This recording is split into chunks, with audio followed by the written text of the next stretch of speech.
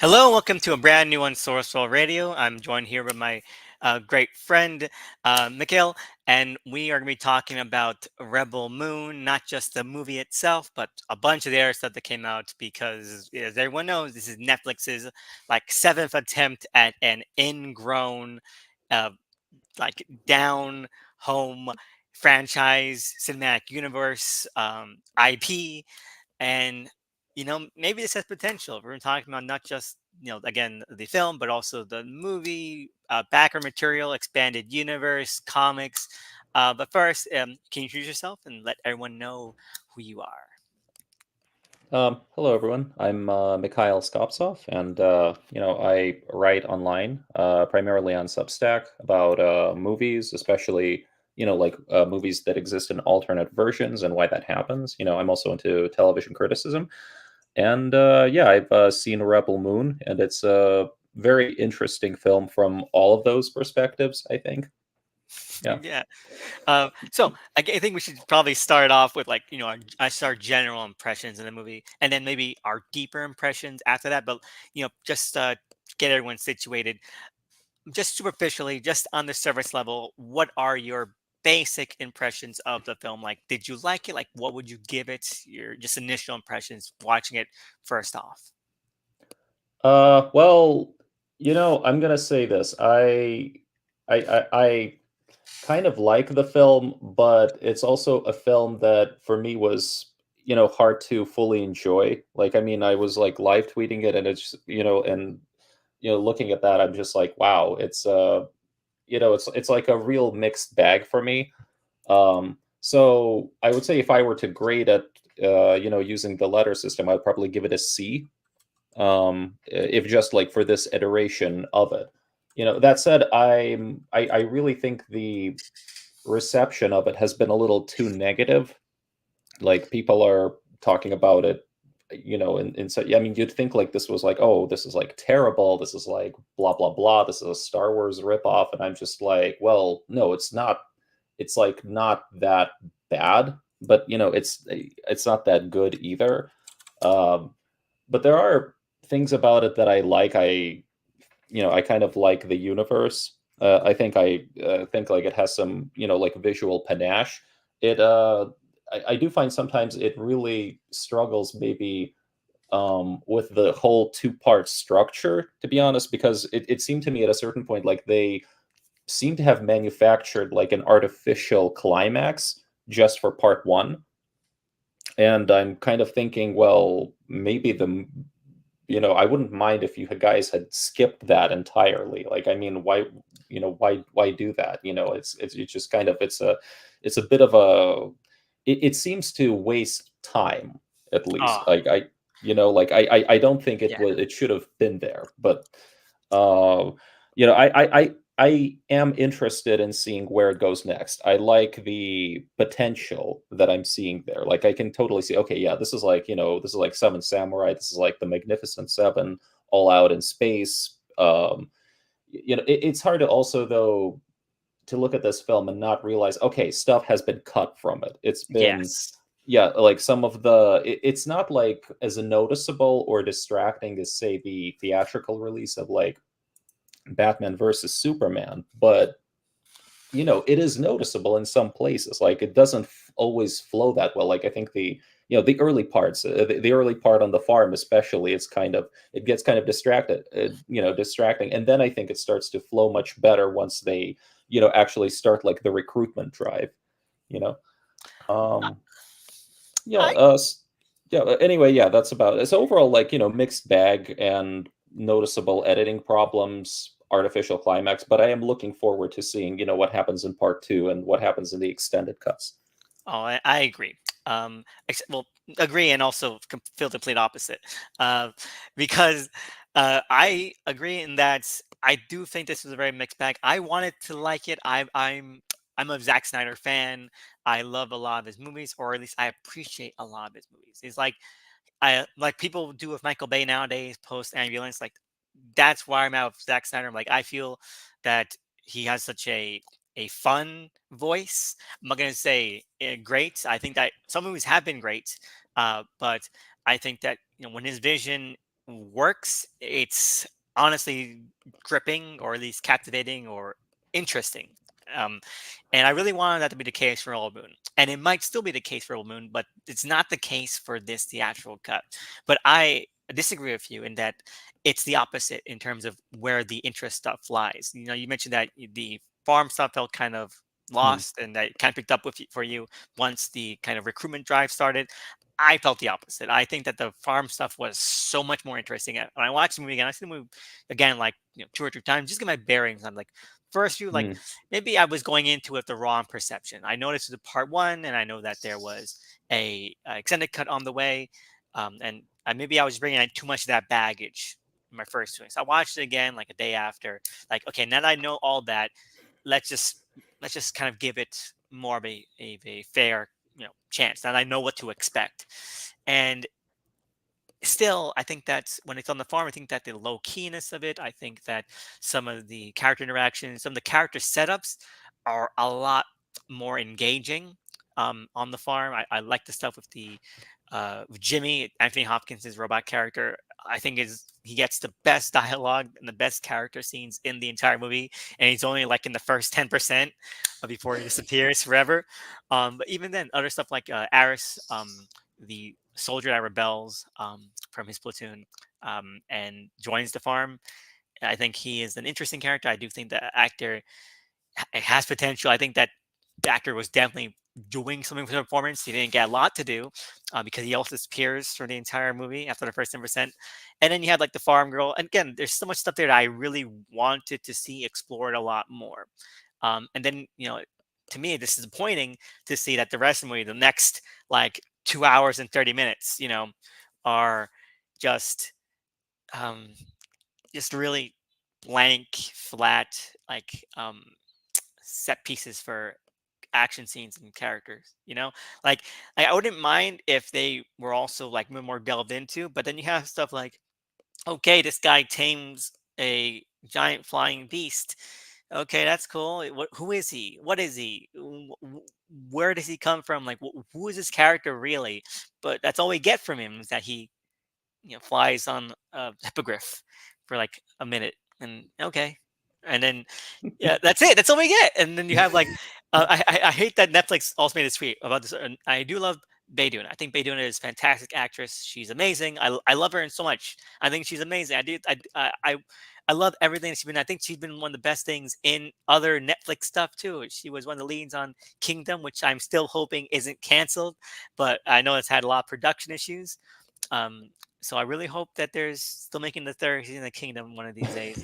Um, Oh, I still have to watch the second one. I kind of unfortunately uh, lost I'll the opportunity to do that, and then it sort of dropped off my radar for a Oh, bit. oh, no, I think the second season of Kingdom and the prequel movie are like both really good, like really good. Um, Hmm. but so I digress. But she doesn't really get anything to do here, at all, really.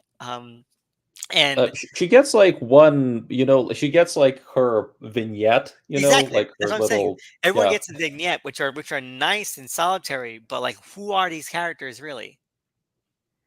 Like, Uh, why? Like, what are they? Heroes, Here, like heroes, like it, this, different, like it, different, it would be like I would get circumstances and this. stuff. I would get the same, level of engagement if it was a person buying booster packs of trading cards.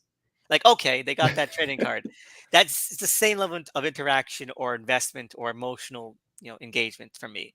I'm not gripped. I know it's cool, And then I hate this because Netflix made a tweet, I think the other day, where like, oh, who could forget Jenna Malone as what's her face, Spider Woman? Like, that was Jenna I, Malone. yeah, I was actually, yeah, I was surprised to realize that that was, like Jenna Malone. I was like, wait a second, like really? And then, And I mean, she's I'm unrecognizable, really. In the, unrecognizable, and also like that character could have so much more going on their service, and it doesn't. And I wish this movie was more cohesive too, because one thing I like about it, and one thing I also think it doesn't really do well, is that it does have. You mentioned some of the influences, like Star Wars and Kurosawa movies and 1977 and all that kind of stuff, but it's also very heavy metal. Uh, uh, you know, uh, Metal or Lance, you know, that kind of style, that kind of Euro kind of freaky sci-fi style, where Hmm. it's like its sense of aesthetic is that it's it. That's all it cares about. Some of the stuff, and I'm not saying in a bad way, but some of that kind of like Euro comic kind of stuff really only cares about sci-fi as like this grungy, like industrial kind of aesthetic, and stuff like they do in a set piece where it's on like that mining planet, and it's Oh like yeah, pipes. that That feels definitely. very Yeah, heavy metal. yeah, that was definitely like a very industrial looking world, Yes, and I'm actually a little sad in hindsight that, we didn't get to see more of it because I think it was a nice contrast to like the, wide open vistas and exteriors and yes, everything, especially on Veld, which is um, pastoral. yeah, which is very pastoral, and honestly, that even that name Velt, I'm just like, man, they're totally like doing Norse mythology here also. Like I think that's definitely an influence, especially when you see Jimmy at the end, Yeah. you know. Um, but yeah, so but I feel like none of it gels together. It doesn't feel like a united universe. And again, in some cases, I can yes, that is the intent, but also it feels very piecemeal. Like okay, this is that aesthetic Eclectic. planet. Yeah, it feels the eclectic. It feels like different puzzle pieces put together and just kind of smashed until like the ports fit. You know. Mm. And it's a shame because I want to be invested in the world. I want to be invested in the universe. I want to be like feel like this universe is breathing, is a living construct, and I just don't feel that from here, and that's a shame. I think part of that is that you don't actually get to see the characters from these different worlds interact all that That's also much. it. Yeah, Yeah, I mean, they bring them together and stuff, but then you don't really have you don't have a lot dynamics. of scenes, yeah, like where they have those dynamics, right? Like like they share I don't know, like they share a scene at a bar or a table or whatever, and they all get into each other or something, like that would have so they're kind of in the same scene maybe, but you don't feel like that they're sharing that space, I guess. Oh yeah, definitely. And again, that's again, it's what made the entire experience like from the farm because the farm world was like okay, I can believe that world because we spent an extended time there, and all the characters there are about that. You know, Jimmy, grows with the land. He it's his. He takes it as his home. Aris is in love with that farm girl, and the farm girl has connection to land, and you have all the farm people. Like it's all connected, and so you kind of feel like that's at least a macrocosm of a kind of a living character world. And but then you don't get that. Like, okay, here's rocky surface and there's a small little bounty hunter, and here is the industrial universe, which is cool looking, but like, they're only there for like 5 minutes. Here's one small set of like what's meant to be a gladiatorial coliseum, maybe, And we but you don't like even see any gladiator battles. oh man, yeah, that's definitely shame. And then like, oh, he gets like water dunked on him, and then and like he's like, do you want to die here or in a Jaeger kind of scene? Like okay, okay, I guess that's it. That's all he needed. He doesn't even get like a cool scene. I know, and that's a shame because I think Jimon Hunsu is fantastic, and he out of all of the like the rebels they gather, he is the one done the most disservice, and I really hope that part two gives him more to do. I really do. I think it will because the big line he got in all the trailers is actually from part two. So why just show it in all the trailers? You kind of maybe thought he was gonna do something. Um, but but yeah, that stuff and there's so much more here. I don't want to go. I don't want to keep going like but this could have been so much cooler because that's Uh, to me is the movie is a bunch of scenes that where you go like if they did more, this would have worked. And unfortunately, they don't do as right. much as they could. Yeah, I mean, I think part of that at least is definitely um, a problem of the script because, from what I understand, it was originally, or at least at one point during its development, it was supposed to be like a television show. So you can totally imagine that, like, you would have like these select episodes, each focusing around like one member of the team, and like there being like a whole specific plot and goal and everything, and like you would find out about them and why they ultimately join the cause or whatever. So I can imagine that, when they had to uh, put it back into movie form, yeah, like they had to cut back on a lot of that. And then, uh, especially like like with the runtime restriction, I think that Netflix had, they had to cut that back even further from what Zack Snyder wanted to do. So ultimately, you just end up with these like very brief pieces you know that just move the plot along, but don't really delve into who these people are outside of Korra. Okay. So I definitely agree, and I don't think that well, on one hand, I think that a show would have been better, but also I do not want to watch another Netflix show. You know, I don't. I sorry. The idea of watching like, oh, it's a Netflix show. Like I don't care. I feel like that would have been holding it back. Now, I'm not saying that Netflix movies have a big um have a good reputation either. But I think Netflix shows, especially like more ancillary ones like this one, stuff like that, especially after Mark Miller has like had his shows have like sunk to the Or bottom of like the table. Jupiter's Legacy and Yeah, stuff. kind of like which was their last big push, for a homegrown IP. Um, no, I think that if a movie, at least people will be like, maybe something happens here, or maybe that this is they're gonna like, this is something that has some cachet to it. If this had come out of the TV show, people wouldn't expect as much from it, and I don't think Hmm. people would have been as excited for it or been as hopeful for it. And so I don't think that would have worked. I think you're right that they would have had more time to cover more ground, um, but would they have taken that chance? Because Hmm. like looking back at Jupiter's Legacy, they had like 12 issues of the comic and they only adapted one. The entire season only adapts one issue. Hmm. So I don't Yeah, trust that Netflix. I mean, I don't know how much that was on Netflix or on the specific creative team, behind that, but I feel like uh, Netflix should have been more cognizant, um, because it was their they paid Mark more like $500 million for that shit. I think I think the failure of Jupiter's Legacy is one reason why they kind of have been cutting back lately. Like, there was a whole article in Hollywood Reporter, I think, that talked about how Netflix is now, in the face of like, subscriber churn and like lavish overspending, like they're tightening their belt buckles and they're keeping more quality control and more budget control over things. So it's like, so I can totally imagine that like, yeah, they would definitely not greenlight something like Jupiter's Legacy in this day and age. Like I even think like that they're, it's like somebody said, I think like, yeah, we're not spending any more money on vanity projects like The Irishman or something. I might be Oh, misquoting it, no, no, but they said that, and it's a shame because like if anyone's vanity project should be stopped, it's Netflix's own. Um, mm, like because they always like the three body problem. That is definitely a Netflix vanity project. Okay, and no one's okay. They were like because no one was like, oh, we know what you need a show from the guys who made Game of Thrones. No, that's Netflix going like, oh, we got the guys from Game of Thrones. That's on them, and I don't think three body uh, problem is gonna last long. It's no Well, wool. okay, look, I will say this though, as far as I know, Three Body Problem is a very, very popular like work. I It mean, is, it is, I mean, but I like, think because of like maybe I don't know the at least like the maybe it's in part because of the Chinese market. I'm not sure, but so I'm pretty sure like they saw the potential of this, working out for them. You know.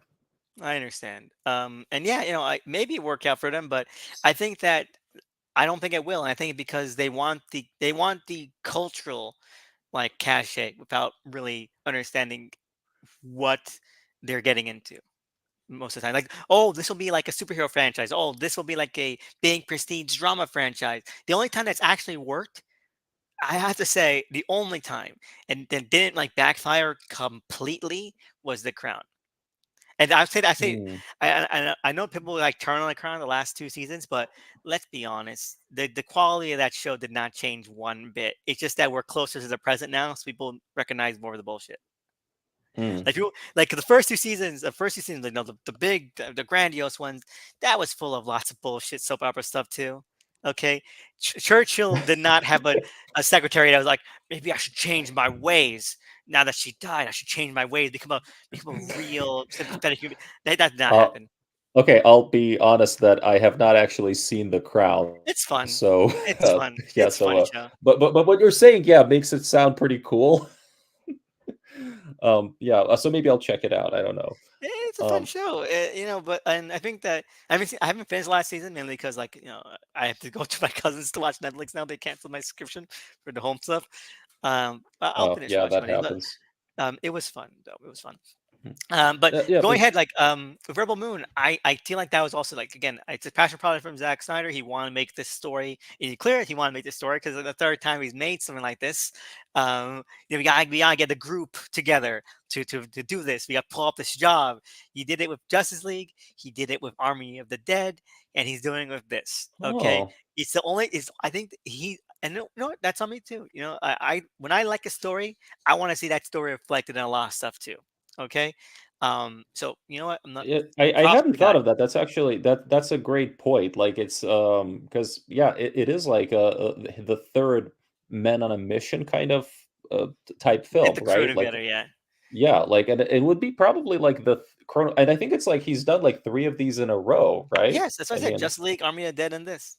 wow. Yeah, I hadn't realized that. I mean, that's an I mean, interesting it's point. good. He likes it. I'm not gonna shame him for it. I would do it too. But after a while, you're like, okay, well, what's the stuff? Like, what is the stuff that's gonna draw me to this?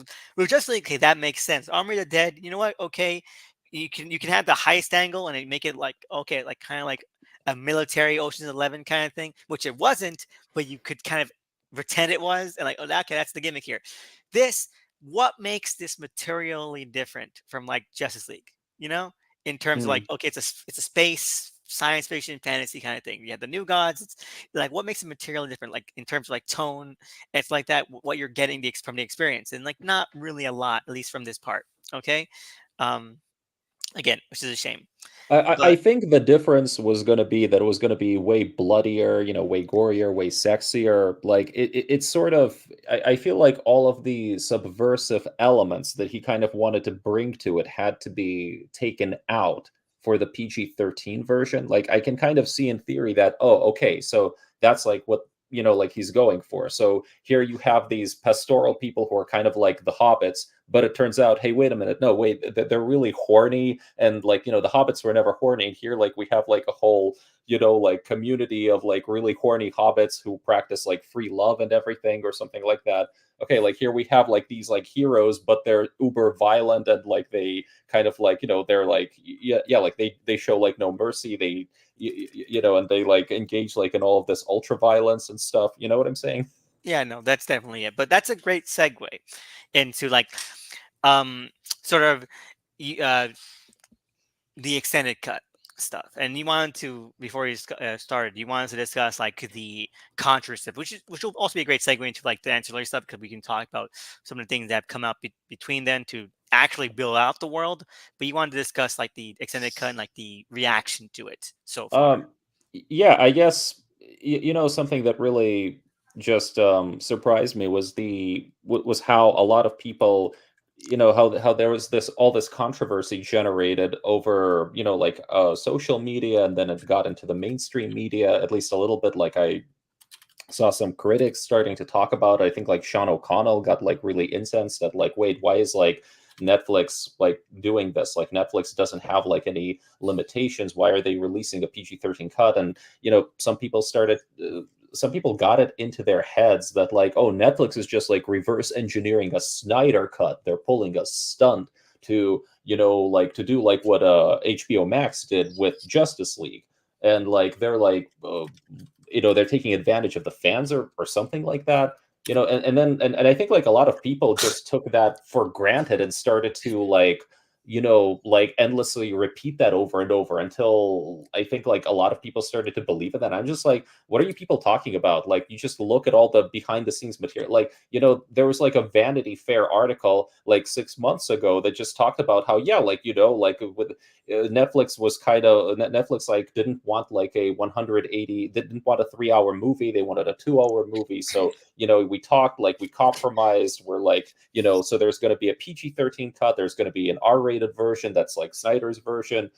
So clearly Netflix had like clearly Netflix had concerns. Netflix wanted to keep things on time, on money. Like you look at like the stuff that Netflix had gone through, the subscriber losses and everything, the fact that they, didn't want to green light vanity projects and stuff. Okay, so they want to clearly, so basically they wanted a 2 hour movie that would be like a four quadrant blockbuster, Mhm. to appeal as many people as possible. And nobody hid that. Like that wasn't, there was like no stunt, there was no reverse engineering or whatever. No, they just wanted to have a movie that fit within those limitations. Zack Snyder, agreed. He got Agreed. to make Yeah, like he got to make his cut, and he made the Netflix cut, and voila. Yeah, Yeah, which but like, which is not uncommon. Like it's like Disney does it too, and like Fox did it back in the day, or if right. they would still do it. Where if you want something that's going to be mass appeal, you can do that ahead of time. You can plan that out ahead of time. In fact, that's what happened with the Batman Superman Ultimate Edition. They had the Ultimate Edition planned out ahead of time too. Like they promised that at Snyder was like, yeah, they wanted me to do that version. So like even then, it wasn't like, oh, we're going to just cut this to shreds. Not like what Sony is doing. If Sony was like, "Hey, here's the complete extended edition of Venom 2," I would like, "Okay, that's bullshit. You should release that to begin with." But this, um, yeah, it's definitely just like they wanted at the same time. But I do kind of want to say, I kind of think they are taking advantage of the fans a little by Mm. giving the fans, and they know there's a fan base there, and we all know there's a fan base. We all know there's one of the most permanent fan bases. I don't think I've ever seen the end of them. Um, but releasing a mess, incomplete product when you know people are going to watch it because they're huge fans of Zack Snyder, I think that is taking advantage of them a little bit. I do think so. I mean, I don't know.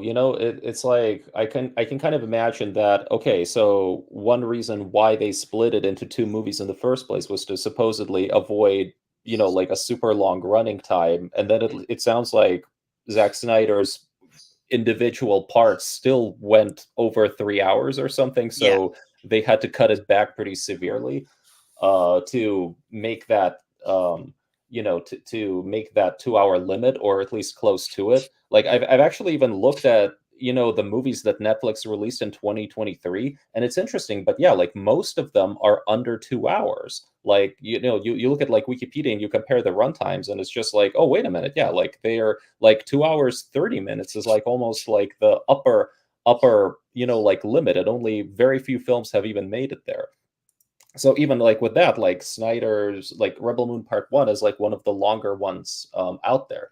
But also to me that just tells me, okay, so there's been a bit of a change in attitude, because if you look at Army of the Dead, that was a full on Zack Snyder total creative freedom project, right? Like R rated, no restrictions, 150 minutes, something like that. That was a full on Snyder movie. And I think what happened was that between Army of the Dead and Rebel Moon, well, yeah, Netflix has had a bit of a change in policy, so now they're being like, okay, now we have to, now we have to be more conservative. Now we have to play it safer, you know. So, so I'm like, okay, so now Netflix has limitations. There are limits to Netflix's creative freedom. Um, like, so I think it's more that rather than necessarily. I mean, obviously, like they know that the multiple cuts, like that it's the economics, right? Like yeah. you release multiple cuts of a movie, so technically like you get multiple films for the price of one, right? But to me it's just more or less like it's a sign that, okay, Netflix is now more like a traditional studio. They're not going to just give you $200 A million blank check. dollars.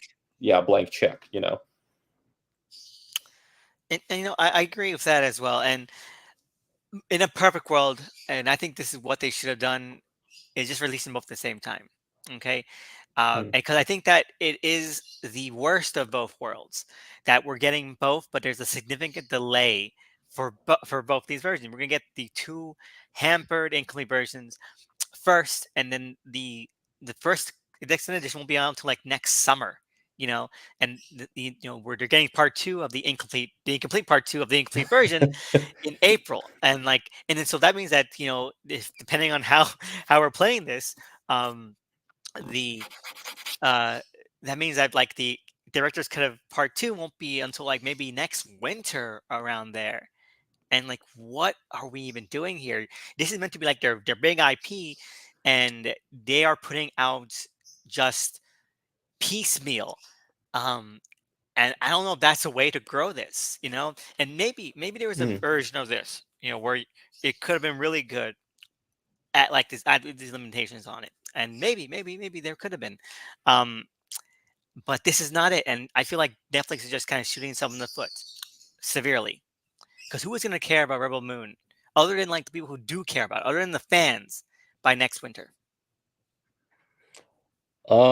I don't know. I mean, I guess they were betting that like, it would work, regardless. But also, I can imagine, like I guess maybe it would have been better had they made those gaps shorter. Like they would have maybe pushed the release of this, part one PG-13 cut like by a few months, and then just, it would be like we would get maybe like a, I don't know, like a monthly we would get like a monthly release of like say they push it to the summer, and so we get like Rebel Moon Part One PG-13 in May, then Rebel Moon Part One R rated in like June or something. Something Then like the that. next, yeah. Just like maybe a month delay would have been again, like, yeah, I agree, the longest it should have been.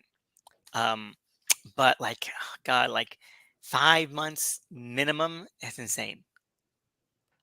Uh, I mean, hopefully, hopefully they'll retain like something. I don't know. My general impression is that like they might have soured on Snyder a little, Mm. already because I Army don't of the know if you've Dead heard. didn't really do that gangbusters, yeah. Yeah, because to me it seemed like Army of the Dead was supposed to be like their previous like Snyder big franchise, and then like I think it went a little under the radar, but they actually canceled this animated series. They canceled Las Vegas? Yeah, they did. They What the canceled it. hell? Yeah, yeah. Oh There my, there's some art. Yeah, I found an article that talked about how they canceled the Las Vegas animated series. I think he talked about it maybe back in October or something. And the idea was like that was the show that was supposed to kind of explain, I think, like some of the stuff that was some of the oh my bigger God. So world building there, like the I looked org it up. that, I looked it up, yeah. yeah. So Netflix hasn't made an official statement, but Snyder was saying that we never did it. So he said he's talking about in the past tense. So Mm, it's definitely not being worked on actively, and that is a bad sign for a franchise that began like 5 years ago. yeah. Holy hell! Yeah. So, so reading between the lines, I'm like, okay, so it sounds like, okay, maybe that's part of that whole, shift at Netflix away from, being as friendly as they could be towards, creatives like Snyder. And which is a shame because I mean, from what I understand, that show was supposed to tie into Rebel Moon, like A little like bit, quite yeah, explicitly. yeah. That's a shame. And on the other hand, I think Rebel Moon itself has more potential. Because I think a lot of the stuff that they try to do with Army of the Dead made no sense at all for that kind of thing. Like, okay, it's a zombie heist movie, but then he's like, oh, but there's we're hinting at a time travel plot and aliens and robots. Like, who the fuck? Who's asking for all this in a zombie movie Wait, or a wait, there zombie was franchise? time travel? Yeah, because Really? I think it was meant to be. I think it was meant to be more explicit. Yeah, but the fact that when they see like the skeletons with their exact same clothes on, that was meant to be like a little bit more of a time travel aspect to go with the sci-fi stuff, like the robots and aliens. And that was I just always thought that that was like the idea was that there was already another team there yes, yes, that like definitely. But died like or also, something. yeah, their exact same clothes and necklaces and jewelry. Oh, okay. They haven't said it, but I think that the implication was that no, no, it's time travel. I missed that. I definitely know that like, that there was supposed to be like a whole, I don't know, like a portal to like the Rebel Moon universe or to like another planet or whatever in Area 51.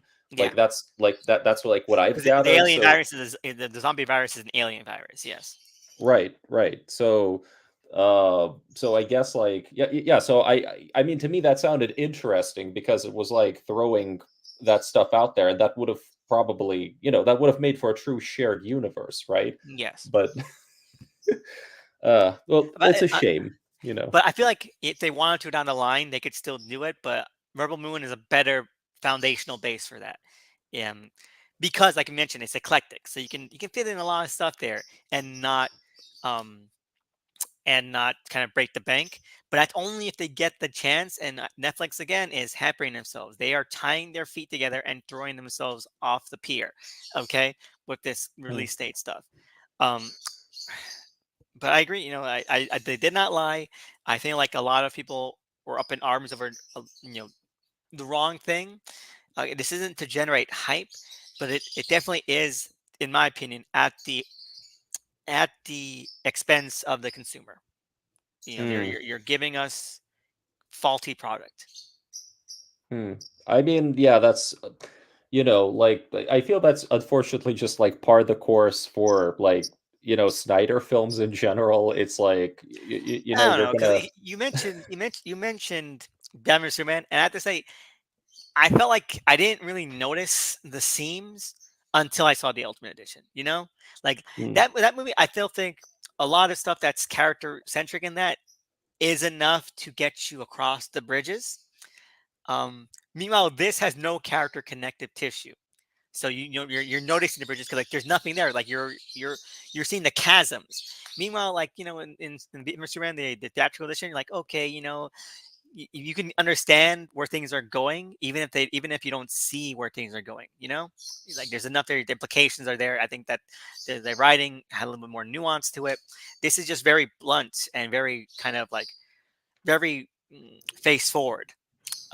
So when you're noticing like oh, why is this happening, or oh, this is clearly a big deliberate like plot jump or cut.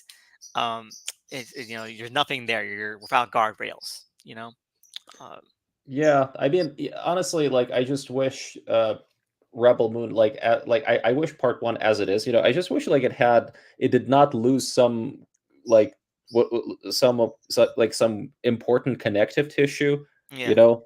Like I mean, really, like that whole like the whole part about and because I mean, I'm always like bothered when I see this in a Zack Snyder movie where it's like sometimes people, they seem to be referencing stuff or something You that want to talk like about the book?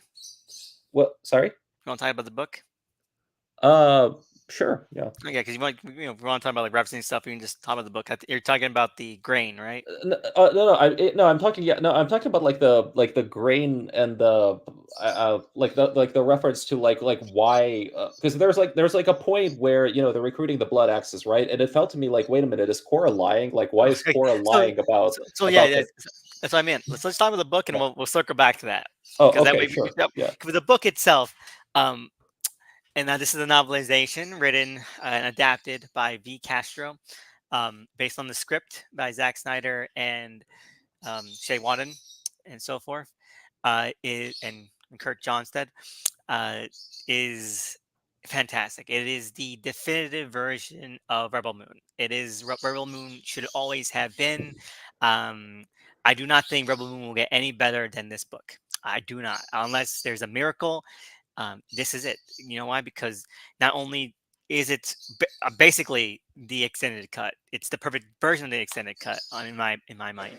Um, you get so much more time because with a novel you can really delve into, even with limited page space, character motivations, character backstories, dynamics, their interactions. You can, by word choice and description, you can get nuance in there that you can't really get across sometimes I know with performances or with dialogue in a script. And this is full of it. It is. And let's just go through some of the stuff that is very clearly going to be an extended cut because Snyder has hinted at it.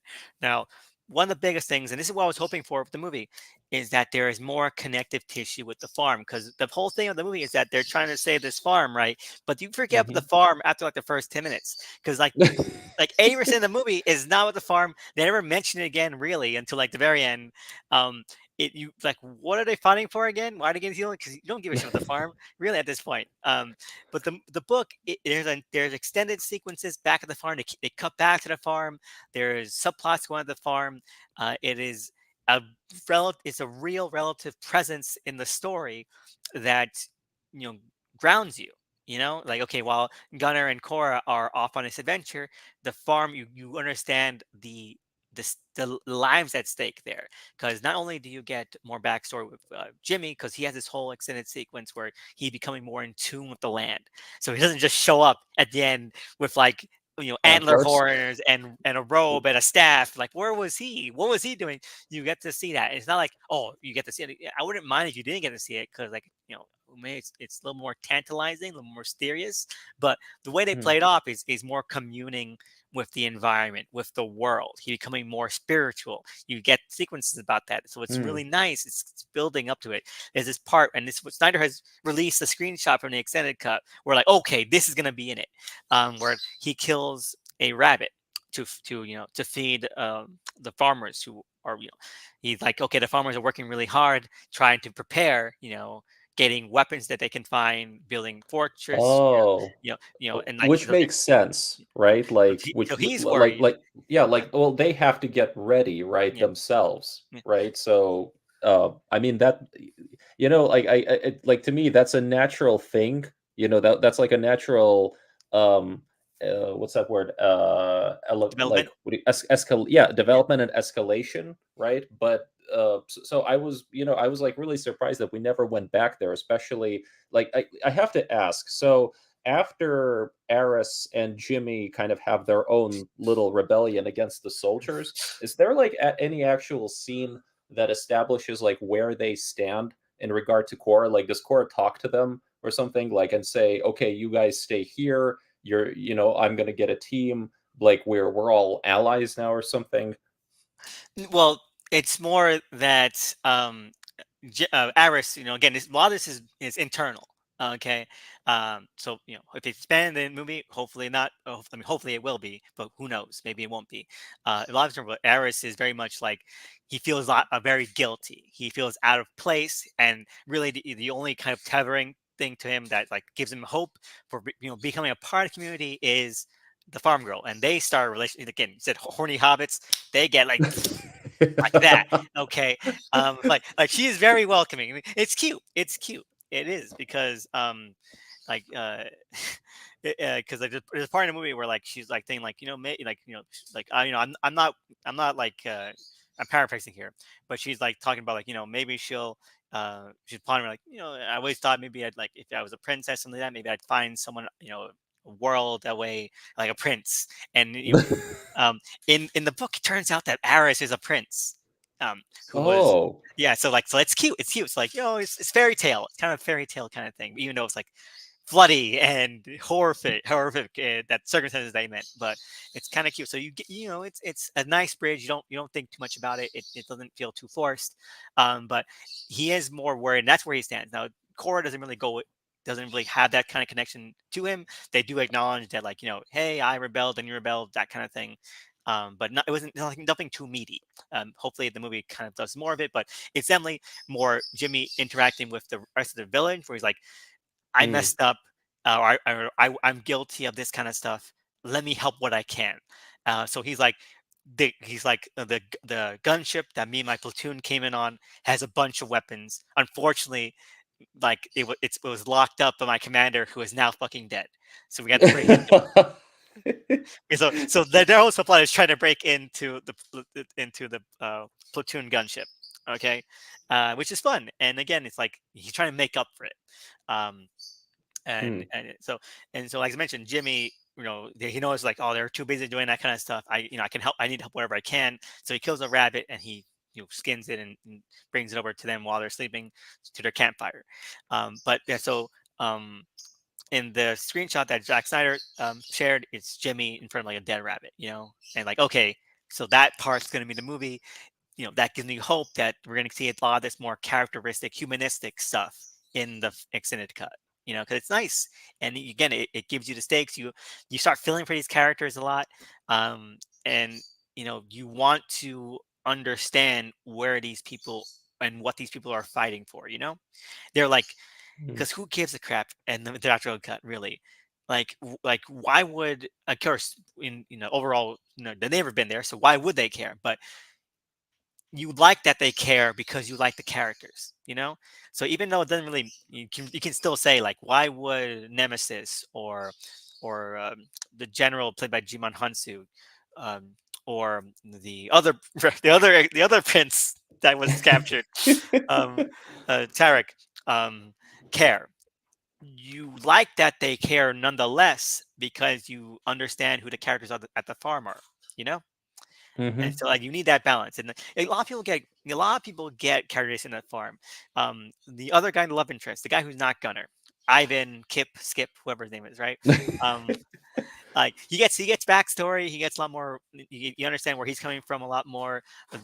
Cora's adoptive, not the other guy, the old guy at the farm who lets him stay with her, right? Lets her stay with him. Yeah, I Um, forgot his name too. Like who he knows? was like a mentor figure, Yeah, you know. yeah. He gets a lot more. You get his backstory. You get he turns out that he and Gunnar are the ones that found Cora and nursed her back to health. You know, um, Hmm.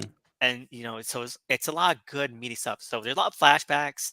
There's a lot more character motivations, a lot more character explanations about like why they're doing what they're doing. It's richer. It's a lot richer. Um, and the way it's told, I think, is also structured so much better than the movie. Because the movie begins, with narration, the most expository narration by Anthony Hopkins, and I love Anthony Hopkins. I think him as Jimmy is amazing, best character in the movie. You know, Um, if you want good exposition, it should be delivered like with a British accent, you know? yeah, and they should have done a text scroll. They really should have done a text scroll because like it is embarrassing. I remember I watched the movie. I seen it 3 times. I told you that narration is just so embarrassing. Like, oh god, it's so expository, it's so cheesy. But the book, I think, because the book it has all the flourishes a book would have, and like science fiction and fantasy books that begin sometimes with a quotation from an in-universe source, like a tome or a person or a famous quotation about like a saying. This one begins with a king writing to his son about the nature of like of responsibility and when to rebel because the human is Mm, the right thing to do. And it's like, and it's so much so nice, and I hope beyond hope that the Seneca opens with that, rather than the exposition, rather than like the a narration from Anthony Hopkins. So it's enough where you get the same kind of tone, and it's not like what Anthony Hopkins is saying is hard to understand. You get it, okay?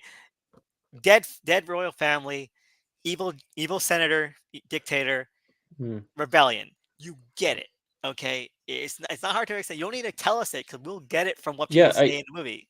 so I think this goes to what I think is typically the problem with like 9 out of 10 Hollywood genre films. Like 9 out of 10 like sci-fi or fantasy films released in Hollywood tend to have an opening narration or like flashback or both, Mm, that gives away a lot to the audience. And it kind of prevents you from being able to actually discover stuff later as you watch it. Just, they just tell you too much up front. And I kind of feel this is exactly like what that does because I'm like, oh, okay, so obviously there's going to be like an identity reveal or something about the family, blah blah blah. You know what I'm saying? Like it yeah, already exactly. sort of it already takes away from your ability to infer like stuff and discover stuff as you watch, you know? Yeah, exactly.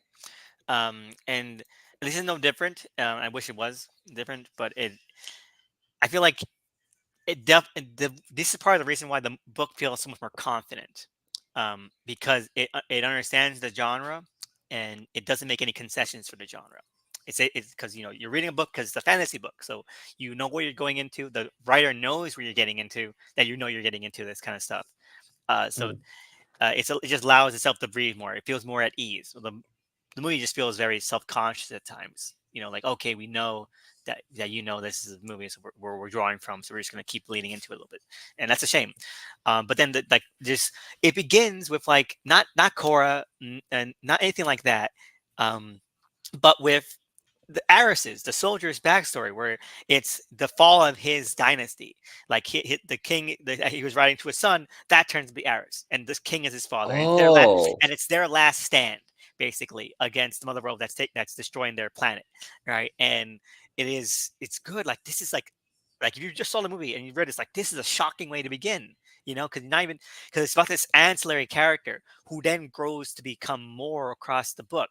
So you get him from one place, and you grow, and you see him develop throughout the story. Like he goes from a prince to indentured slave soldier to like downtrodden soldier to rebelling to like finding love and a place in his community.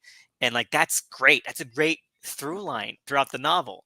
And that's why I feel like this is a much better part one as a book than the part one is as a movie. Because as you mentioned, like the part one ending feels artificial when and I feel like there's enough that goes on in the book that when you get to the cliffhanger of the book, it's like, okay, I'm satisfied enough by what I read Mm. here that I'm excited for what comes next. Rather than being like, that's it. I'm excited for what comes next because I was satisfied and I was fulfilled enough by what I just read. Right, so it was more, like, as a unit, it worked better, right? Like, Yes. it was more self-enclosed in a way. Yes. And then of course, as I mentioned, there's other stuff that I don't think will work as well, or they might not have the time for, or I don't think as necessary because there's a lot more with Korra's backstory. There's like three more montages about her Uh, growing up, but I feel like the I montage in the book, in the movie is enough. I don't think we need more about that. Yes. Yeah, I'm actually surprised to hear that because I'm like, I thought, like, of all the characters, like, she was the one who you got to know the most, so I thought, like, oh, yeah, they delved into all of the, Important like, stuff. necessary, yeah, into all of the important stuff, like, that you need to know about her, so it's like, I mean, I except maybe because, I think there's supposed to be, like, a reveal or something, like, did she kill the princess or not or Oh no, they whatever, don't but do that. That's not addressed in the book either. okay. Yeah, Which is so weird because like it's so obvious, right? That like I it's obvious that that's the implication at least, but yes. they don't even make the implication explicit. They're like, Yeah. and it's just weird to me. Like, why if she was framed or something for killing the royal family, they should say it. Yeah, I think that's the idea. I think that's like because I wouldn't be surprised if like her foster father Belisarius or whatever, I wouldn't be surprised if he committed, he basically usurped, like he killed the royal family and he needed a convenient scapegoat, right? Like so that would make sense. Like he took her in just to have a pawn to, like blame the son later, right? Exactly, And yeah, and to me, like, well, guys, if you really wanted to make this like kind of a unit, you should have at least tidied, like, you should have at least like resolved that, like that flashback storyline, because it would you be know. so awkward for her in the second movie to be like, oh, and she was framed for the murders, and then oh wait, she didn't do the murders or stuff like that. It feels like too late a development and then too late a payoff. You can't have the development and the payoff at the same time, and that's what's gonna Yeah. feel like. So I was shocked honestly that they didn't make that explicit in the book either, like because it's such an what else was she on the run for at that point, Um, Yeah. um, and it's like they call her the greatest fugitive. Like, okay, again, like, they don't make it. But I guess if they're not making it explicit because is it because they think it's obvious, or are they going to be like, oh, the Scar Giver, the one who killed the royal family in the next movie? Like, it feels like a late era thing to be pushing into it. Um, yeah, but other stuff is let me hear your thoughts on this. There's like 4 to 5 more explicit sex scenes in the movie and in the book. Explicit. Okay. Okay. Do they involve the octopus thing and the Yes. general? Yes, that's like the second that like oh boy, the octopus one is like the words like it was dripping, like squelched, throbbing, wet, like soaked, sopping. Like oh my god, we're V Castro. Oof, you're on a roll here, and like wiped. Like they were like you don't want to know what he wiped where, man. They tell you, Wow. No, and like they're peppered throughout. I'm like, okay, is are these gonna be in the movie? Because like, oh my god, like I think, from what I've gathered, the octopus stuff will be in the, yeah, like it's been implied, I think, in interviews that yeah, there was way more going on with the octopus that you will see or something. And I mean, I'm hoping for at least like, I mean, either that they will put like at least like like the stuff at the farm, because to me it's so blatantly obvious that there was supposed to be like, it cuts to her going somewhere or looking, or then it cuts to her coming back, and I'm like, okay, there was clearly something that happened off screen that we're not being told about, like it's just so blatantly obvious. So I'm like, there has to be something there, right? Yeah, exactly. Um, it's yeah, it's the thing that's because there's no breathing room. Everything is go, go, go with the movie, and I feel like that's not the way you get people invested in Epic. You want to feel the scope, and this at least gives you scope. Because even stuff, and again, this is something that will not be in a movie. I don't know how they would even do this in the movie, but you get the backstory of the industrial planet, why it is what it is, what's been going on, how long it's been going on for, and even and like I'm not was this the movie? I'm not quite sure in the movie. In the at the end of the book, um, um when Jenna Malone's Spider Woman like dies, gets killed, she gives birth to like a bunch of eggs and little spider babies, like scamper out. And did that happen in the movie? No, I don't think so. I mean, I Okay, think once so she's dead, she's just dead, you okay, know? so her thing was in book is that she the the industrial pollution on the planet has made her species too weak to give birth. Okay, so that's why she's killing all of the children and kidnapping, and killing children, um, so that uh, because she's as revenge. Like I can't give birth to my children. Why should you guys have children? And then when she's finally killed is when she's able to do so. So they'll be like a ironic kind of thing, but full circle. Like okay, Oh. and like and so like, I'm not quite sure like how they would fit the backstory of the planet and what it's been doing into the movie, but I kind of hope that buttons in there.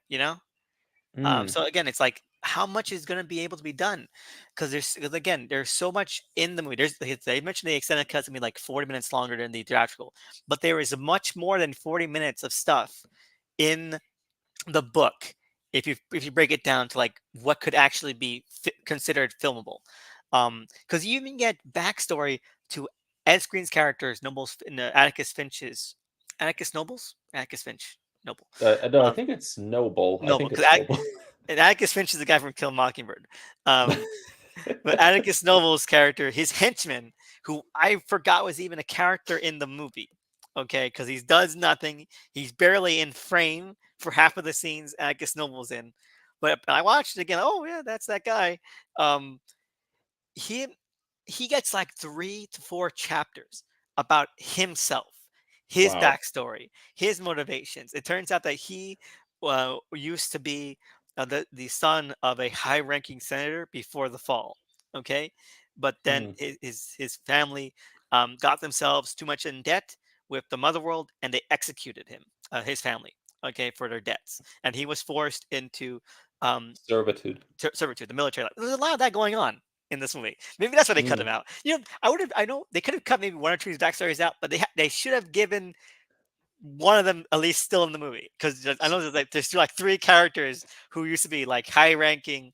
You know, Yeah, it would be kind of redundant to feature all of that. I mean, even the description you gave of Eris, like, well, that sounds a lot like what happened to Korra. I'm like curious if they even like how much of that did they even film, you know? but to be But fair, like with Korra, it was like um, peasant to royal bodyguard to peasant again. Well, so isn't Prince something slightly different? I can accept yeah, that, but then when you get to like the henchman's backstory, it's like that's a little bit too much like I Eris's backstory. so actually what I suspect might have happened here is that I doubt all of that would have been in the script that was given to the author. I think maybe they also gave the author like the Bible they had, Yeah, because I mean I that's remember, why I yeah, think because that's why to tell you, yeah. But because I just remember, yeah, like I remember reading like that they had this. They apparently constructed like a super huge Bible with like backstories and details for like everybody and everything or whatever. So it would make sense if that stuff also made it into the novel. that makes sense too, because again, like you mentioned, we get all backstories on planets. Like we get the backstory to the instruction planet. So that makes I was thinking that too when I was reading it. Like this is stuff that would have been in the Bible. That this was stuff that would have been like in the expanded universe notes, not the script. Because I doubt the script was like telling us all about like the history of the corporation in charge of the industrial plant, and how much they've just been using churn to kind of explain away the dead families killed by the Spider Woman. Like that wouldn't be in Hmm. the script. um but yeah, and so we get a lot of that. We get like flashbacks to him at the academy that he'd been at, where he meets Atticus Noble when they're teenagers, and he realizes that Atticus Noble is the one. His family, Atticus Noble's family, is the one that basically petitioned the royal the empire to kill off his family for their debts, like in order to basically do a Dune, take over like their position in the Senate. And he's like, you know what? And so on one hand, he's like he had the empire murder my family. On the other hand, it's like, yeah, his family was smart enough to do that. Let me just see where this Mm. goes. So he decides to become his henchman, because like maybe opportunity will appear in the future for something. He doesn't know what, you know. And so Mm. like that's interesting. That's fun backstory for this character that has two lines in the entire movie. Yeah, So I think the only time I even registered him was when, he comes in and it's like, the general is having a thing with his octopus or whatever, so no, it's two octopuses. They're twins. Oh, there are 2. Oh my god. Yeah, He go like, he yeah. was even like, you want to go on with the twins and I can watch, and like, whoa. Honestly, in regard to the question of, the sex stuff, like, I hope they just keep it tasteful, like, if they put back It in that is it stuff, like it yeah, is it is it is raunchy as hell in the book, so hopefully they will make it tasteful, because if they filmed it like it's described in the book, this is insane. Okay? Insane stuff. Like he's like, yeah. the suckling, the puckers. Like, whoa. Yeah, it's I mean, but I think like that is what would make they have like I feel that's the kind of movie Snyder really wanted to make, like it has it's the type of work that it combines like those tropes that you normally see in stuff that's like PG or PG-13, and then it's like it goes into this like really like R-rated, like weird gory territory and everything. So it would be like this deliberate like like mesh of stuff that should be incompatible. Right. And so that's why I feel like at the end of the day, the book is more coherent, because everything is inherently at that higher level of just insanity, you know?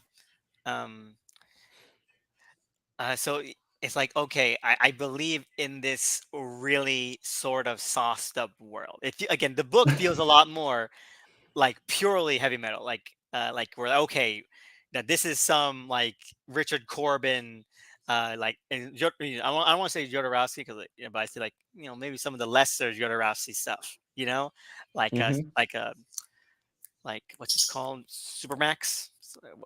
One of those, Max Life, one of those things.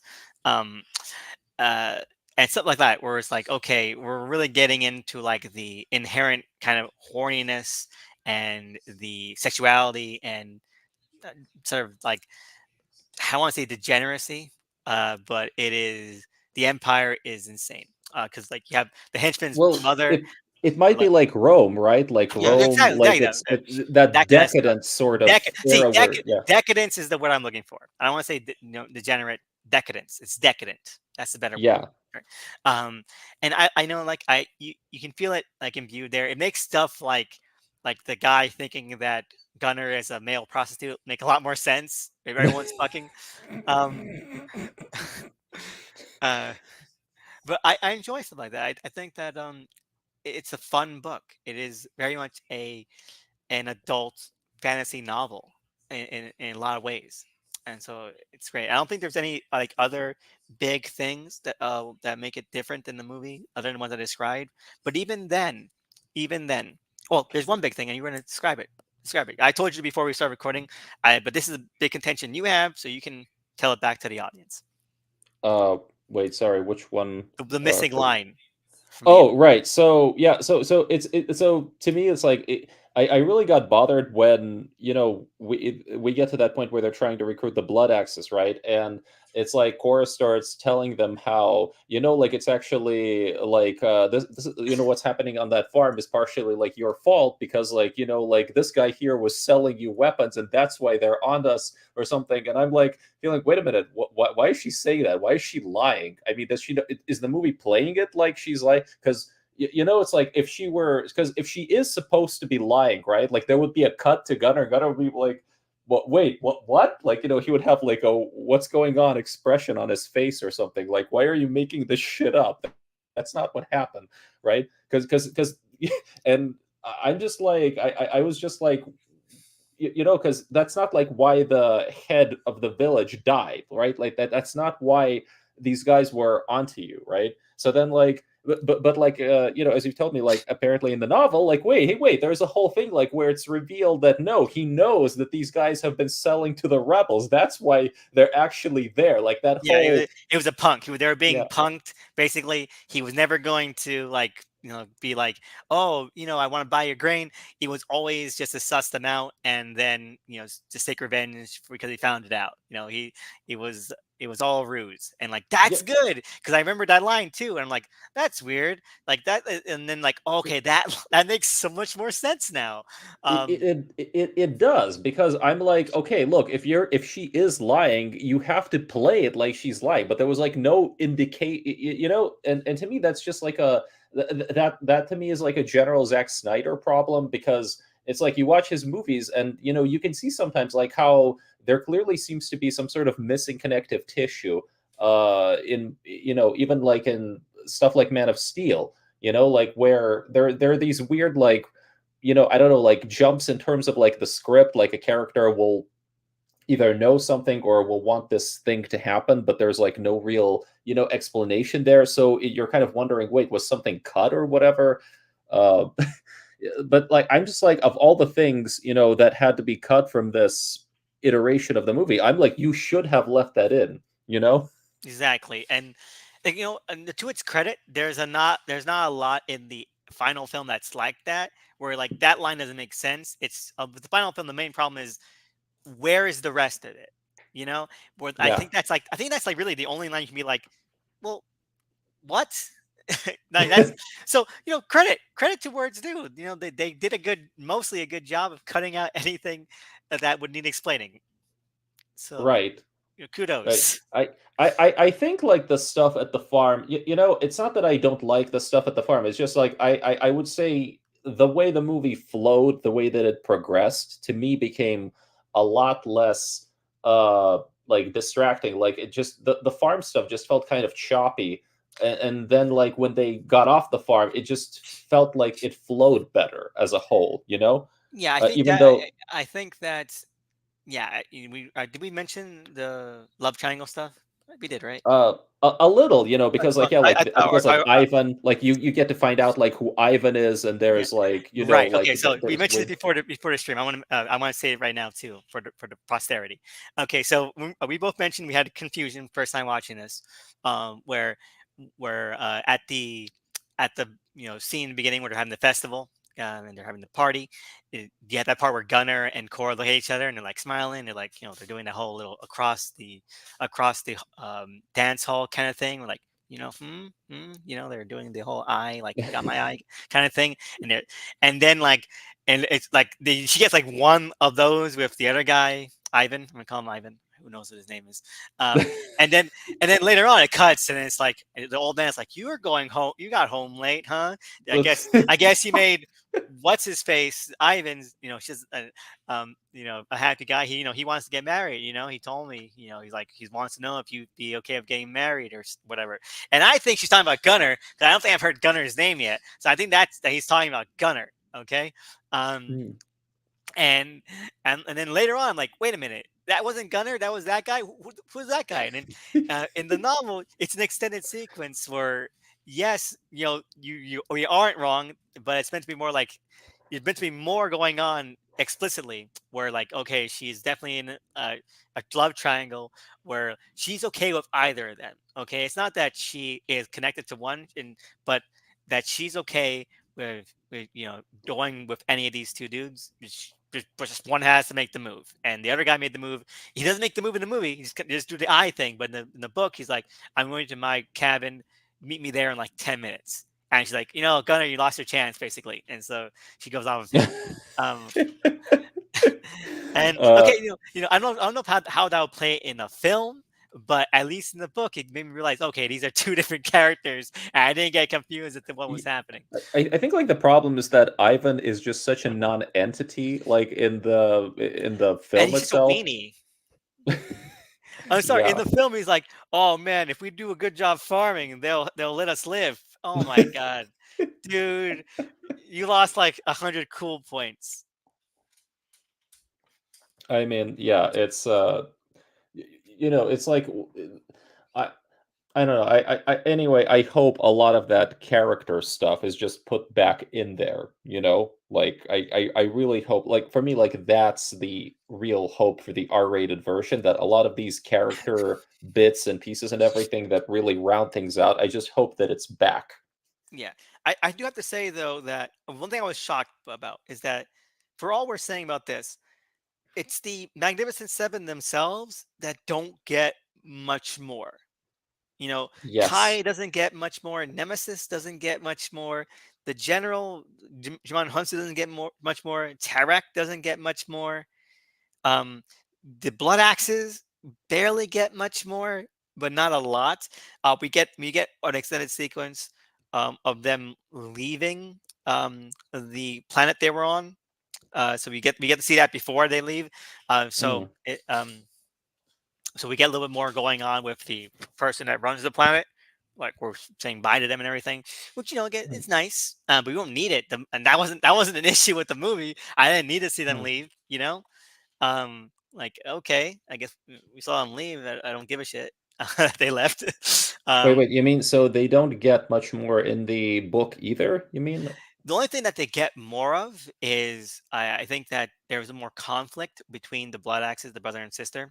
Again, they do get like Okay. a separate sequence where they're saying bye to the god, the king of the planet that gets nuked. So Yeah. they get more there, and there's a little more like, what are we doing here? And the sister is a lot more explicitly like saying like, this is a stupid fucking idea. And Ray Fisher, Darian Bloodaxe is like, you know, we gotta do what we gotta do. We gotta do what's right. He's more explicitly like the more nurturing kind of one. She's more pragmatic. He's more, emotional. You know, Idealistic, maybe? idealistic. That's it. Hmm. Um, so like that's nice, but like I didn't really need to know more about that in the first place. It's not too much more, And I think that not even Milius. I thought that Milius would get a lot more development in the book. She doesn't, or they don't. I forgot which one is best to use. I think it's they, Yeah, because it's very much a, like a gender ambiguous yeah. character. So Yeah. Milius doesn't get much more. And which I thought they would in the book, but um, so that's a shame. But the biggest thing that's different is Darian Black's death, which is more explicit in the book that he's alive. He's very much alive. Now you mentioned like that we see in the trailer he's on Velt, so he's clearly alive in the trailer for part two. But um, in the movie it's so obviously cut and framed and shot that he's dead. Like that's it, he's a death scene. He closes his eyes even, and the thing explodes a second later. He's dead, right? In the book it's the way it's way it's portrayed and described, and like the povs that go into it, it's very obvious that he's alive. Okay, so he's like, as he was losing consciousness, he started to bring the shoot and bring the jet down, and then it cuts to like someone hearing the explosion, and like, whoa man, we gotta find his body, we gotta save him. And then Deborah's like, if he's alive he'll meet us, he knows where to meet us, that kind of thing. And like, okay, they're setting the seeds, so there's ambiguous that he's there or not. And even then they make explicit mention of the fact that the Empire, when they get Atticus Noble's body to resurrect it, they're like, we did not look for any other bodies, we just went for his. So like, Mm, so they did not confirm anything. It makes it very clear that they didn't confirm not anything. confirmed dead. Yeah. So, but like, okay, it's if you've ever read a book before, you get where this is going. In the movie, You look at that scene and tell me that that's not a death scene. I dare you. Yeah, and honestly, I am of two minds about that because that whole sequence where they're sold out by Charlie Hunnam's anti-Han Solo. It's like Oh, well, okay, so that whole sequence to me better felt like Benicio del Toro. well, Better than well I'd like to call him a better than Benicio del Toro. okay, that's a whole other thing because I love Benicio del Toro. Like to me, he's He like he's a great actor, but that character sucked ass. no, I loved him. I think Oh really? Oh yes, oh I my god. did. I he No, no, so like to bad. me, no, no, look, to me, he just embodies everything that like Ryan Johnson is trying to say with Oh, like The Last Jedi, I you know? agree, but I don't like The Last Jedi that much. I'll give The Last Jedi like 1 point for Oh, trying like something, but I don't like that The Last Jedi. I think that it gets not that I don't like Last Jedi. I think it's watchable. It's okay. I hate it, but like I think that it is just the second most like people give it credit, and again I'm not I mean you I'm talking about people. The people are like really like, oh man, it's the greatest movie ever made. But like I mean them because I feel like it's too much credit by those kind of people for like doing the second most common option. Like it's not original. It doesn't do the most common option. Which people like, oh, see, it tried something different. Yeah, it tried something different, but it just chose option two. You know, look, I see. I would say it is actually my favorite Star Wars movie. more than Attack of the Clones, which is the best one. Oh, I'm no, sorry, but I love no, Attack of the no. Clones because it is the most obviously personal since the first one. I can kind of understand that, but like I would say, for like I would say in terms of craft and filmmaking and everything, I would probably rank Empire as number one.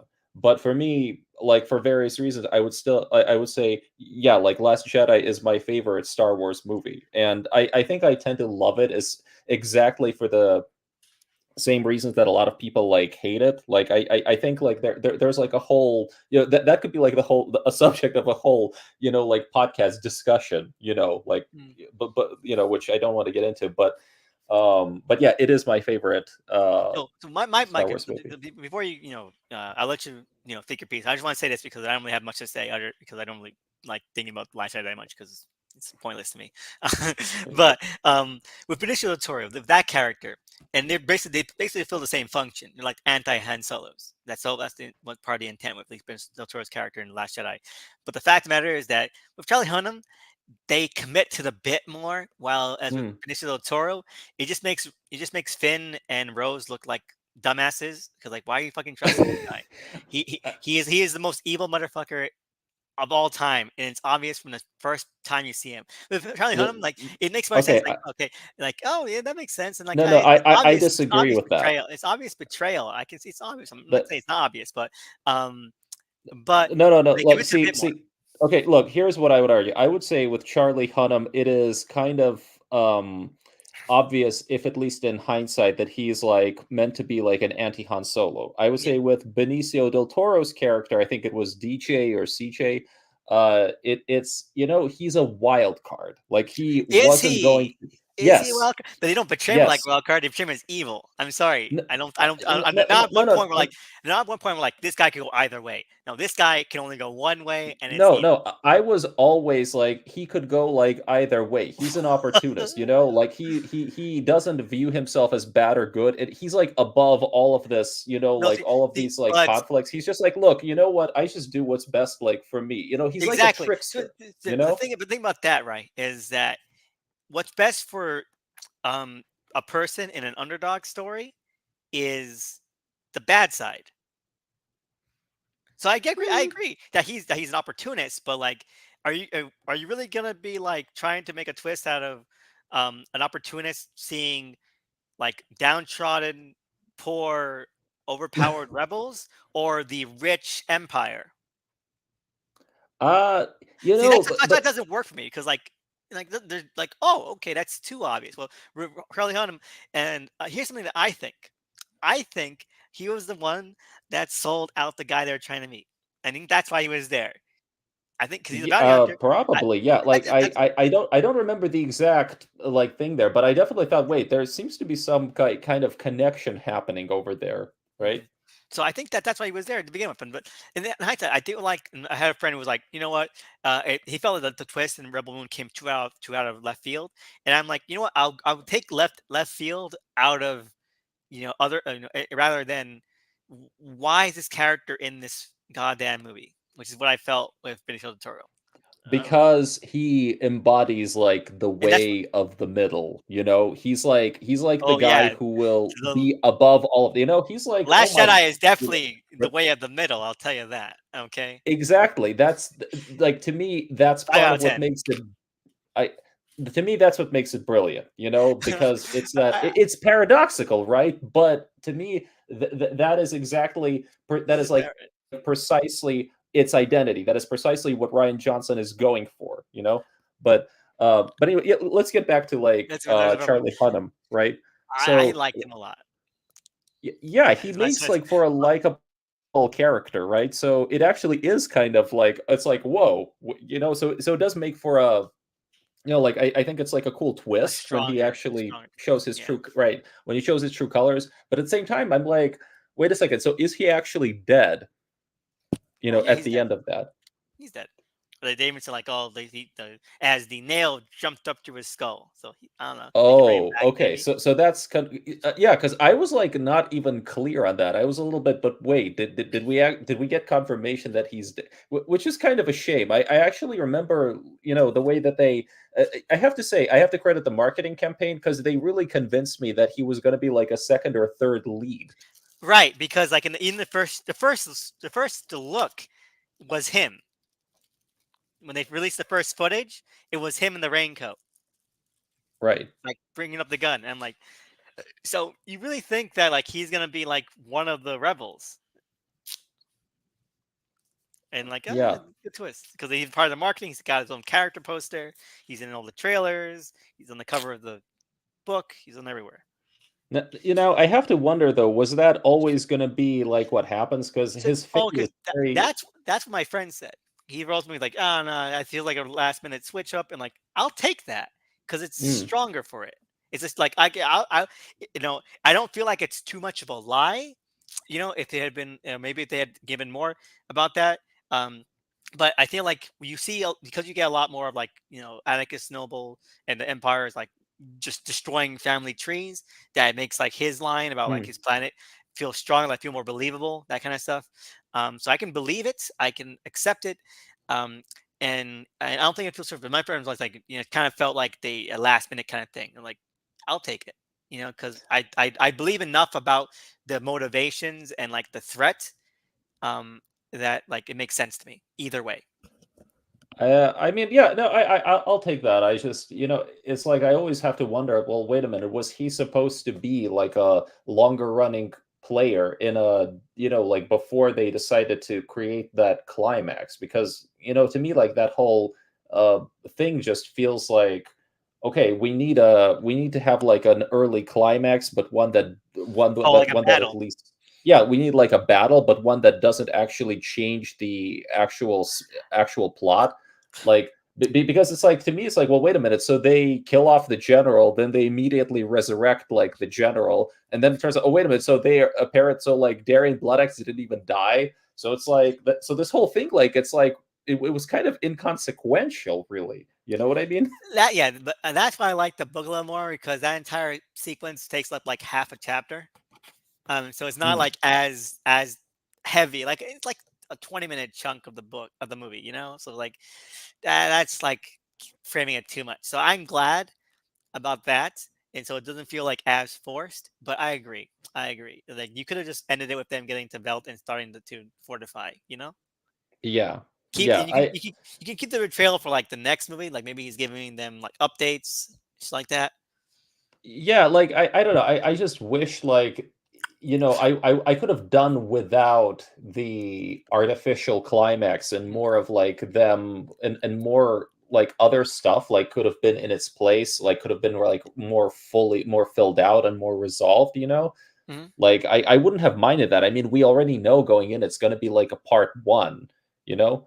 Like so that whole thing just felt like a bit of a time, like a placeholder or whatever. But I agree. I uh, agree. No, now that I mention it, I do agree. Yeah. yeah. But I don't know. But anyway, I am looking forward to seeing what happens next. I'm just like I'm hoping now that they got all of that stuff out of the way, like they can really deliver on what this is supposed to be, which is like okay, we're defending we're defending like the farm now. I'll tell you one thing. I'm got the I've got the pre-order ready for the part two novelization. And for pre-order, I pre-ordered it. I'm reading that. You know what? I'm gonna read that. I'm gonna do the opposite. I'm gonna read that before I watch the movie. When is it coming out versus when April. the movie's coming out? Well, I know that the book's coming out the 25th of April. When's the movie coming out? Let me check right now. Rebel Moon 2.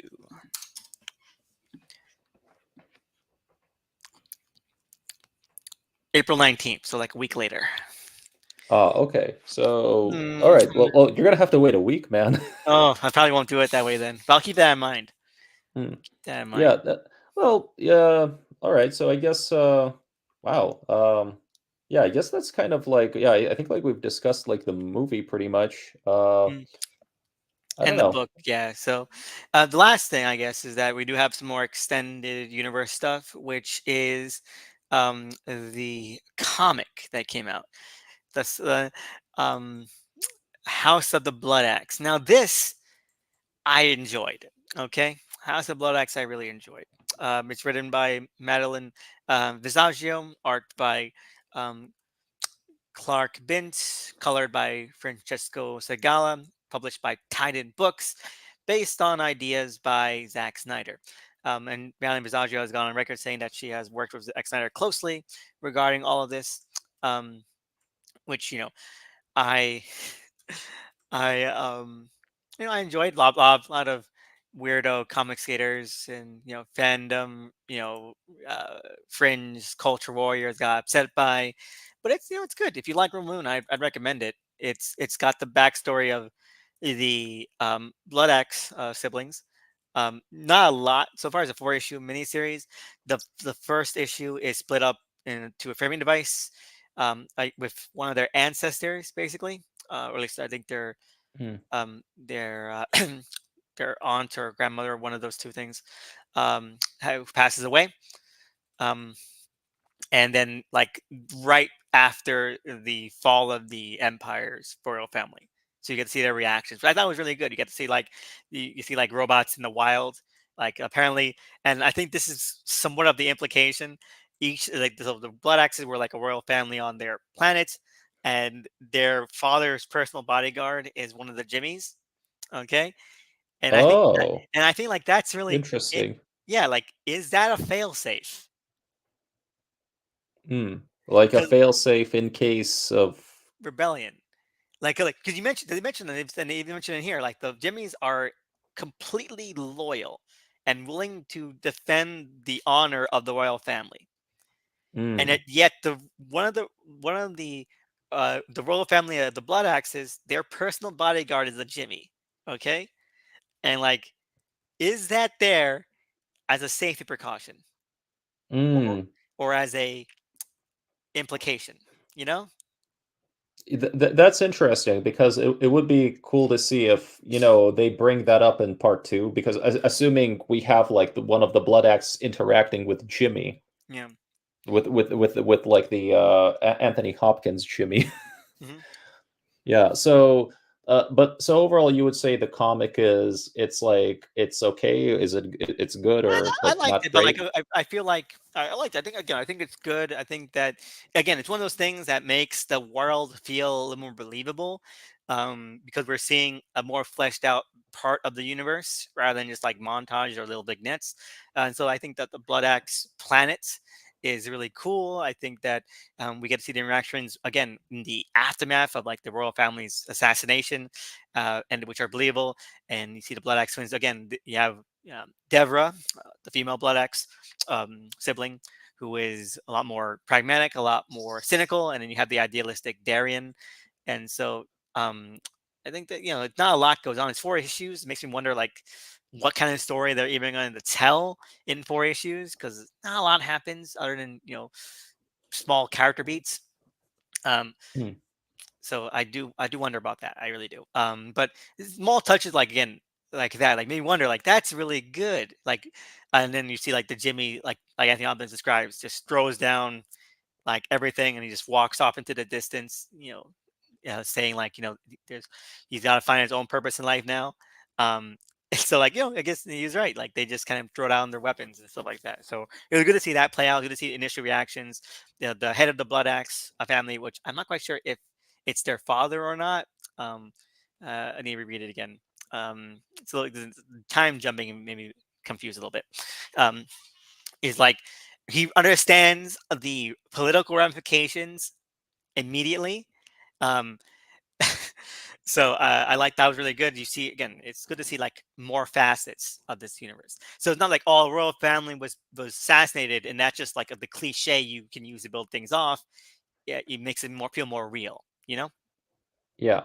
So like more, like a more believably, like more lived in universe, Yes. basically. Yeah. More lived in universe, a more compact, developed story. Like Hmm. so like even Devra and Darian are like devastated again, uh, both because they're not hardened by war yet, so they're a little bit more. I guess even Devra is more naive in ways than she is in the movie or in the book, I should say. But also again the political ramifications because now they realize that with the assassination, it's going to you know they understand immediately that the empire is going to clamp down, fortify. And it seems like everyone is enjoying a period of relative peace, even though they are they're conquered, basically. Um, they're they're farther out enough that they enjoy a relative sovereignty. Yeah, so there's like a certain amount of peace and isolation, like Yeah. from the, Leeway, yeah. yeah. Oh, But now, like, yeah. if they realize, like, no, the royal family is murdered, w- what does that mean for us? Is that going to mean more of a military presence? Hmm. And so Well, I like stuff like that. That's so you it, see how they become the rebel leaders by the end? not by the end, but I'm guessing it'll be by the end of of the miniseries. It's only 4 issues. Oh, Again, okay, so you've read the first one. yeah, that's the only one that's out. Yeah, Oh, okay. Well, it's I mean, it sounds like yeah, it sounds like one of those things where yeah, like they have to pack like a lot of stuff like into 4 issues. Yeah. it sounds interesting. Maybe I'll check it out. I haven't seen that. The one, the extended media that I'm kind of the extended universe stuff that I'm familiar with is again has to do with like Army of the Dead. yeah. And because I keep reading all this stuff about how there was this idea in I guess like to reveal like like to reveal that this is indeed part of the shared universe, and But supposedly I the feel like I can't. I feel like I don't know if that would be anything further than just revealing that the parasite was alien in nature. Because I don't like. Would I really care about them interacting with Earth?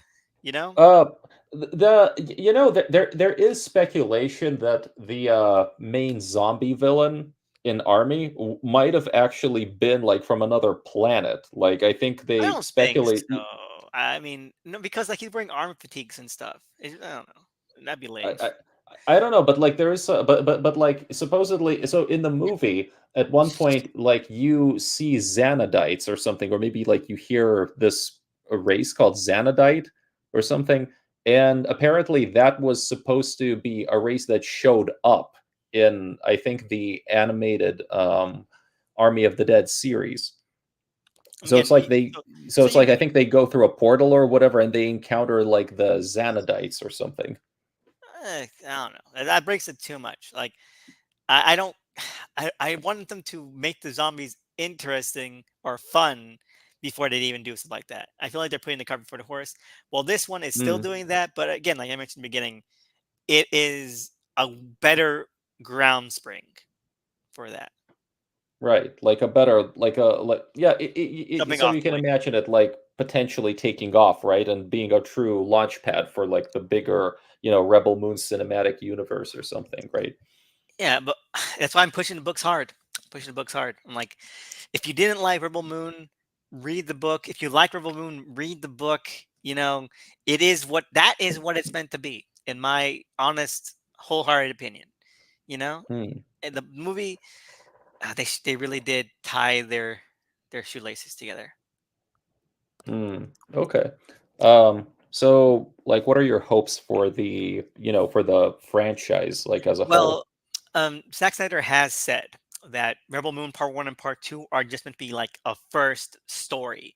So we're not going to be like, oh, she's going to fight the general or anything like that at the end. I think at the end of the day, Rebel Moon is really just going to be only about saving that farm.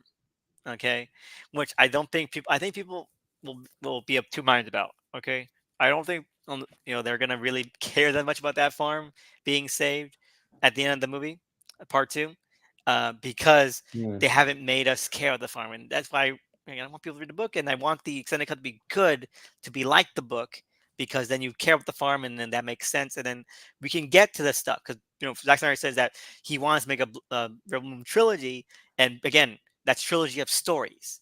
And Rebel Moon Part One and Part Two are a single story.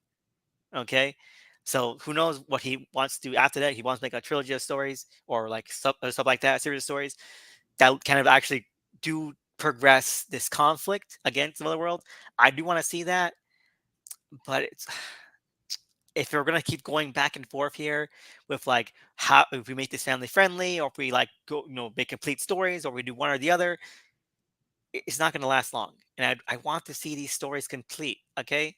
I feel Hmm. like even if Rebel Moon 2 and the extended cuts are great, will it still feel complete if the franchise does not take off, you know? Yeah. Like I can imagine that that if the live action stuff doesn't work, they could conceivably, keep the stuff going. Maybe like I mean, maybe the book form is actually the best form for it, I right? think So so too. maybe they could make more novels or something. I would read those in a heartbeat. I've said that. I said that. I think I tweeted it out. Like I would read an entire Rebel Moon novel series if Hmm. the movies don't take off. I hope to at least get to that because I read in an interview Snyder so I read an interview where Snyder states the actual rebel moon Yes, I doesn't read that one really too. appear in the movie, and I'm like, okay, well, I hope maybe you'll get to make the movie where the actual rebel moon is in the Like movie. like he said that he wants that to be like in the third or fourth movie. Mm, He has planned out. So that makes sense if we're doing like a trilogy of stories, and in his mind, each trilogy, each part of this, each story is two parts. That would be like the end of part two. You know, yeah. if we're keeping this consistent, um, that makes sense narratively, but you have to get to that point. Otherwise, people are gonna think the Rebel Moon is felt. And it's just the farm. Yep. Well, just the farm with, possible like Norse mythology references and stuff. Which is why I think that I think that it's really going to be depend on if people care about the farm, and I don't think that this movie gives them enough to care about. So read the book. If anyone's listening, read the book. Well, I'm listening and I'm legitimately interested now, so I'll see. It's like honestly, I don't have that much time like to read except for doing research. So, but maybe I'll see if I can I'll see if I can get my hands on that book and actually like and check it out because this sounds like legitimately something that's way more like that's way more complete. It is. It really is. And like again, even like the forced cliffhanger that I think we both agree on at this point, it feels a lot better. And like the way again, V Castro and like, I loved it because her little addendum at the beginning of the novel, the prescript with all the acknowledgments is like, she researched V Castro asserts the moral right to be acknowledged as the author of this book. And you know what? Kudos to her. She wrote the hell out of this. Like the last line is like Atticus Noble, you know, broke up broke up from the tank screaming, and the screaming could be heard across the ship for several hours. And like that's a good ass For fucking line. several hours. Yeah, like that's a good like that's the heightened experience of this book. Like this is a fun book. Like Yeah, I in the could. movie, like it's a good scene, it's a good cliffhanger. Like he screams, he get close from his face, but then like the book is like, let's take that a little further, Yeah, you know, let's go over the top, like really make this like over the a, top, like a almost heightened reality. cartoonish. Yeah, steroids stuff. Okay, well So that sounds pretty cool. yeah, no, again, the book I think works as that like really sort of adult oriented fantasy novel. Um, so I enjoyed it, I really did. The movie, I I I just want to hope part two is less hacky in terms of editing, and then we get to that movie, the extended Yeah, cut, for sure. and that it's good. If it's not good, I'm gonna take it. I'm gonna edit to be as close to the book as possible. Yeah, Spice Diver style. Okay. yeah. Uh, I mean, hopefully they'll do that to like keep to exploit the property further. But I don't know. I just hope like Netflix hasn't already soured on Snyder so much that they'll kill it after I don't know after the director's cuts come out. Because they very well could at this point. yeah, I know. I think that's what they're doing with Miller too. Because like Miller has been like going really hard on like the culture war grift right now, and it seems kind of weird to do that if everything was going well at Netflix. It seems like he's trying to fortify base. And so people are kind of speculating that he's doing it because you know things aren't going well. He needs to like a dedicated financial fan base. You know, they Mm, throw money at fucking anything. So um, culture war yeah. grifters. So that makes sense to me. So hopefully not with Snyder. I think that if anything, Snyder's fan base hopefully will be in support. Again, I don't know if most of them have been reading the book. I think some of them have been, but I don't know if a lot of them have been. Um, and I think it's so lame. Um, I've seen a lot of them uh, get it, but the the cover of the book sucks ass. It's like one of them generic tie-in covers where it's like pictures, really crappy Photoshop pictures of promotional stills. Like I think most posters are like that anyway nowadays. yeah, but like there's this one convention poster from like I think a screening in Mexico that I think would be like really good. A moment, please. I tweeted this out. Like they should re-release this as like the cover for the book.